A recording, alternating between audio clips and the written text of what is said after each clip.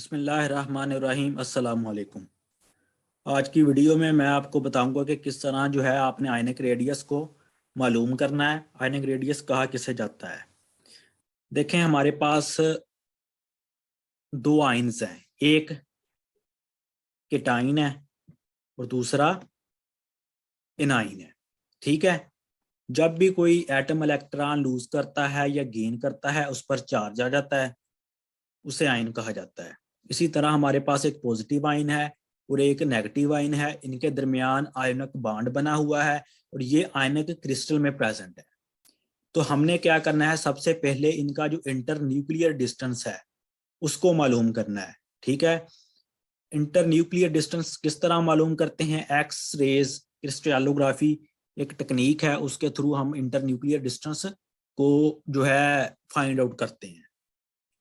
ठीक है, तो एटम है या आयन है उसका आप डायरेक्ट जो है रेडियस सेंटर से उसकी बाउंड्री तक का जो डिस्टेंस है वो मालूम नहीं कर सकते। क्यों नहीं कर सकते? क्योंकि एटम की बाउंड्री शार्प नहीं होती, उसमें जो इलेक्ट्रॉन इवॉल्व करते हैं वो पार्टिकल नेचर के साथ साथ वेव नेचर भी रखते हैं।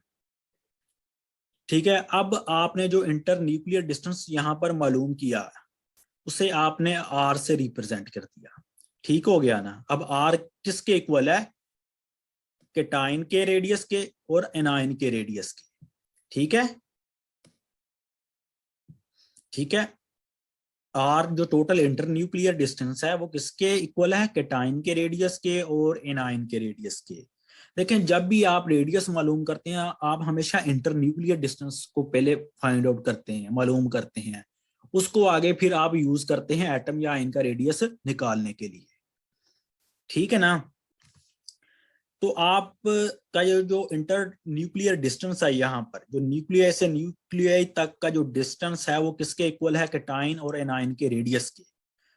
तो फर्ज करें कि आपने जो इंटर न्यूक्लियर डिस्टेंस मालूम किया वो 120 पिकोमीटर है। वो कितना है?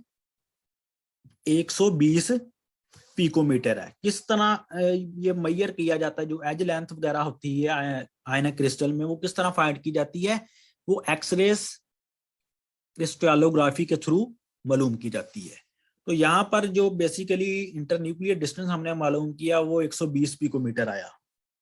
ठीक है, तो अब हम क्या करेंगे? अगर हमें किसी एक केटाइन या एनाइन का रेडियस मालूम है तो फिर हम क्या कर सकते हैं कि दूसरे आयन का जो है रेडियस निकाल सकते हैं। फॉर एग्जाम्पल यहां पर हमें एनाइन का रेडियस मालूम है। हमें जो एनाइन है उसका रेडियस मालूम है, वो आप कंसिडर कर ले, सपोज कर लें 80 पिकोमीटर है। तो फिर केटाइन का रेट जो एनाइन का रेडियस कितना है? 80 पिकोमीटर। और फिर केटाइन का रेडियस मालूम करने के लिए हम क्या करेंगे कि टोटल इंटरन्यूक्लियर डिस्टेंस से यानी कि आर से जो सब्ट्रैक्ट करेंगे एनाइन के रेडियस को। यानी कि फर्ज करेंगे जो एनाइन का रेडियस है वो 80 पिकोमीटर है, तो इसे जब हम टोटल यानी कि आर से जो कि 120 पिकोमीटर है उससे सब्ट्रैक्ट करेंगे तो हमारे पास आंसर 40 आएगा। ठीक है, 40 ये शो कर रहा है कि ये किसका रेडियस है?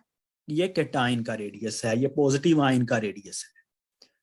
तो अगर हमें किसी एक आयन का रेडियस मालूम हो तो इससे हम दूसरे आयन का रेडियस निकाल सकती हैं। लेकिन जो हम एक आयन का मैंने कहा कि अगर आपको एक आयन का रेडियस मालूम हो तो दूसरे आयन का निकाल सकती हैं, लेकिन आपको जो एक आयन का जो रेडियस मालूम करना है वो आप किस तरह करेंगे? ठीक है ना, वो मैं अब आपको एक वे तरीका बताता हूँ। ठीक है ना, कि किस तरह मालूम किया जाता है। देखें, आयनक क्रिस्टल में प्रेजेंट हमने ये एक क्यूब लिया है। आयनक क्रिस्टल में प्रेजेंट हमने ये एक क्यूब ले लिया है। ठीक है ना, यानी कि एक यूनिट सेल लिया है। इसके कॉर्नर्स पर, ठीक है ना, इसके कॉर्नर्स पर इसकी जो नुक्करें हैं, पंजाबी में लफ्ज बोला जाता है नुक्कर। ठीक है ना, तो इसके कोने हैं, यूं कह लें कि इस पर क्लोराइड आयन प्रेजेंट है। ठीक हो गया, और इन क्लोराइड आयंस के सेंटर पर सोडियम आयन प्रेजेंट होता है। ठीक हो गया ना, और यूनिट सेल का जो फेस है, यानी कि यहां पर देखें तो अपर फेस है, ये बना हुआ जो अपर फेस है, इसके सेंटर पर भी क्लोराइड आयन प्रेजेंट होता है। ठीक हो गया ना। एक तो जो कॉर्नर है उन पर क्लोराइड आयन प्रेजेंट है, और एक जो क्यूब है या यूनिट सेल है उसके फेस के सेंटर पर भी क्लोराइड आयन प्रेजेंट होता है, इसलिए इसे FCC यानी कि फेस सेंटर्ड क्यूबिक स्ट्रक्चर बोला जाता है। ठीक है ना। ये हम NaCl का स्ट्रक्चर या Na क्रिस्टल दिखा रहे हैं। ठीक हो गया ना। अब आपने यहां से गौर से सुनना है कि एक एज से, जो एक कॉर्नर से या दूसरे कॉर्नर तक, यानी कि एक एज से दूसरी एज तक का जो डिस्टेंस है उसे एज लेंथ बोला जाता है। ठीक हो गया ना। उसे एज लेंथ बोला जाता है। जिस तरह ये देखें, ये मैंने एरो से रिप्रेजेंट किया हुआ है। ठीक है, ये देखें एरो से रिप्रेजेंट किया है। एक एज से दूसरी एज तक का जो डिस्टेंस है उसे एज लेंथ कहा गया है, वो मैंने यहाँ पर ए से रिप्रेजेंट किया गया है। इसी तरह यहाँ पर जो एज लेंथ होगी, ठीक है ना, इसको भी ए से रिप्रेजेंट किया जाएगा। इसी तरह जो इधर जो होगी एज लेंथ, उसको भी ए से रिप्रेजेंट किया जाएगा। ठीक है ना। तो चारों की अगर आप एज लेंथ मालूम करें तो वो चारों की क्यूब में बराबर होगी। ठीक है। लेकिन अगर आपने डायगोनल की एज लेंथ मालूम करनी है तो वो किस तरह आप करेंगे? डायगोनल ये वाला, ठीक है ना। अगर आपने ये डायगोनल की एज लेंथ मालूम करनी है तो किस तरह मालूम करेंगे? अगर आपको जो कॉर्नर्स हैं इनकी एज लेंथ मालूम है, ठीक है ना, वैसे तो मैंने यहाँ पर ए से रिप्रेजेंट किया है, लेकिन ए से मतलब यहाँ पर कोई ना कोई वैल्यू तो होगी ना एज लेंथ की, यानी कि जो कोई डिस्टेंस तो होगा ना पिकोमीटर्स में, जिस तरह कह लें आप। ठीक है ना। वो आप किस तरह मालूम करते हैं, मैंने पहले बताया जी। टेक्निक होती है एक्सरेज क्रिस्टलोग्राफी, उसके थ्रू जो है ये डिस्टेंस वगैरह फाइंड आउट किया जाता है। तो अगर आपने एज लेंथ यहाँ पर जो ए है, इस ये आपको मालूम है, ठीक है ना, तो उसको आप यूटिलाइज करते हुए आगे डायगोनल जो है उसका रेडियस निकालेंगे। ठीक है ना। अगर आप देखें, गौर से देखें, तो ये जो साइड है ये एक ट्राइंगल बन रही है, यानी कि अगर आपने ये जो डायगोनल जो मैंने लाइन लगाई है ब्लू, ठीक है ना, ये जो डायगोनल का रेडियस है, ठीक है ना, इस तक, यानी कि इस पॉइंट से इस पॉइंट तक पहुंचने के लिए आपको क्या करना पड़ेगा? सबसे पहले आपको इस पॉइंट से इस पॉइंट तक जाना होगा।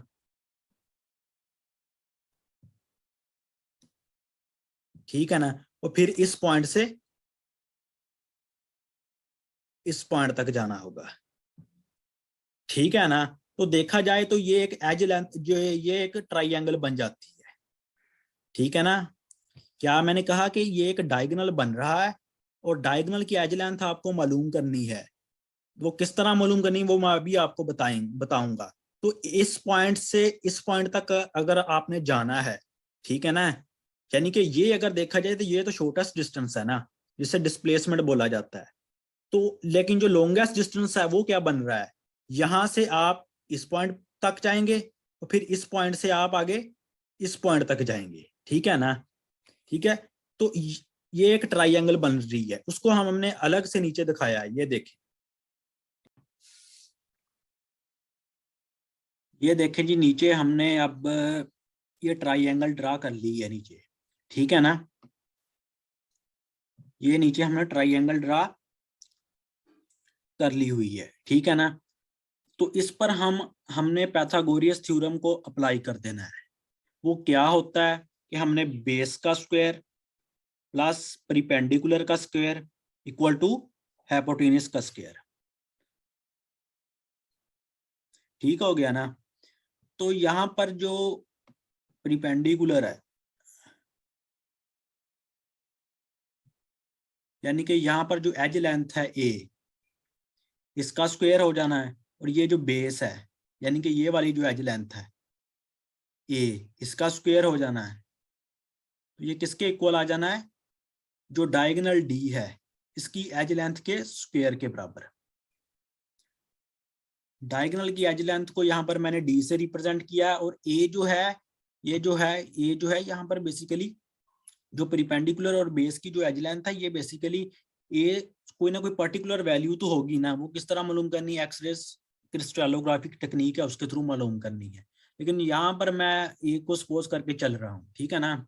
अब दूसरी बात ये है कि यहाँ पर जो डी है ना, जो डायगोनल डी है, जो यानी कि डायगोनल की जो एज लेंथ है डी है, वो यहाँ पर देखा जाए तो वो 4r के इक्वल है।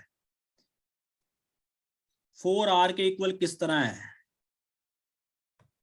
देखें यहां पर क्या है, ये देखें क्लोराइड आयन है, यहां पर एक दूसरा क्लोराइड आयन है, यहां पर एक तीसरा क्लोराइड आयन है, ठीक है ना। कहने का मकसद ये है कि जो कॉर्नर्स पर क्लोराइड आयन है उनका 1/8 पार्ट, उनका 8वां हिस्सा पर यूनिट सेल कंट्रीब्यूट कर रहा है, ठीक है ना। और सेंटर पर जो है मुकम्मल एक कह ले कि एक क्लोराइड आयन जो है कंप्लीटली वो यहाँ पर पार्टिसिपेट कर रहा है। तो इस तरह हमने अगर इनका रेडियस को ऐड करें तो डी जो होता है डायगोनल यानी कि इसकी एज लेंथ है ये 4r के इक्वल आती है, ठीक है ना। ये देखिए नीचे मैंने ये दिखाया है 4r के इक्वल है ये, ठीक हो गया ना। अब हम जब इस पर पैथागोरस थ्योरम अप्लाई कर देते हैं, परपेंडिकुलर का स्क्वायर, बेस का स्क्वायर और हाइपोटेन्यूस का स्क्वायर, ये देख लेंगे। तो यहाँ पर 2a स्क्वायर आ जाएगा is equal to D square, under root लेना है, डी यहाँ पर अंडर रूट 2a के इक्वल आ गया है, क्योंकि मैंने पहले बताया डी यहाँ पर 4r के इक्वल है, यानी कि जो डायगोनल की एज लेंथ है वो 4r के इक्वल है। तो यहाँ पर फिर डी जो है उसको, क्योंकि वो 4r के इक्वल है, तो हमने यहाँ पर डी की जो वैल्यू है 4r वो यहाँ पर पुट कर दी है, ठीक है ना। देखें यहां तक ये जो इक्वेशन है ना, इससे ये जो है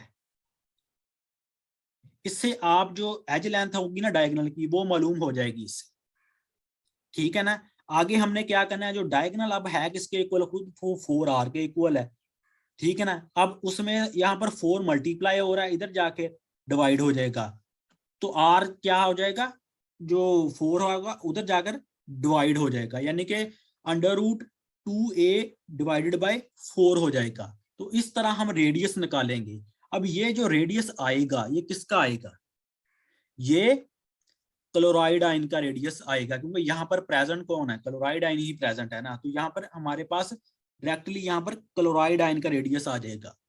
तो क्लोराइड आयन का चूंकि रेडियस आ गया तो उसको हम टोटल जो आर है, टोटल एज लेंथ है, उससे सब्ट्रैक्ट कर देंगे, उससे हमारे पास फिर सोडियम आयन का रेडियस आ जाएगा। तो इस तरह जो है आयनिक रेडियस को फाइंड किया जाता है। टोटल एज लेंथ मैंने पहले बताया एक्सरे क्रिस्टलोग्राफी टेक्निक है, उसके थ्रू जो है मालूम कर लिया जाता है, ठीक है ना। तो अगर आपको बाकी फिर एक आयन का अगर रेडियस मालूम है, वो किस तरह मालूम करते हैं, वो वे क्या तरीका, वो तरीका क्या, वो अभी मैंने ये आपको बताया है, ठीक है ना।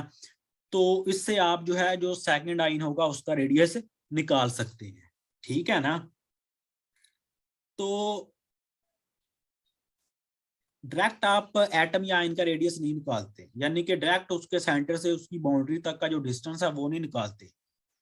जब भी आपने डिस्टेंस रेडियस निकालना है तो आप हमेशा इंटरन्यूक्लियर डिस्टेंस मालूम करेंगे पहले, फिर उसको आगे यूज करेंगे एटम या आयन का रेडियस मालूम करने के लिए, ठीक है। तो उम्मीद करता हूं कि अब आपको कुछ ना कुछ इन्फॉर्मेशन मिली होगी इस वीडियो में। वीडियो पसंद है तो शेयर कीजिएगा, चैनल को सब्सक्राइब जरूर कीजिएगा। शुक्रिया।